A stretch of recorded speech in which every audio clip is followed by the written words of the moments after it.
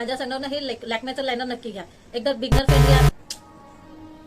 स्वागत आहे तुमचं माझ्या धमाकेदार मेकअप सिरीज डे 7 मध्ये. आज आपण बघणार आहोत की लायनर कसं लावायचं एकदम सोप्या पद्धतीने.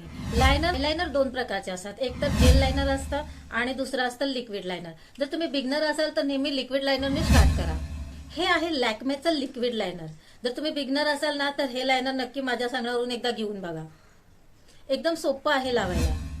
आता इथे मी लायनर घेतले आणि ते आपल्याला डोळ्याच्या स्टार्टिंग पासून नाही लावायचं, आपल्याला सेंटर पासून लावायला सुरुवात करायची आहे. सुरुवातीला एकदम थिन लायनर लावून घ्या, नंतर हवं तर आपल्याला वाढवता येईल, पण आधी एकदम पातळ लावायचं आहे आणि मग हळूहळू आपला ब्रश पुढे घेऊन जायचंय.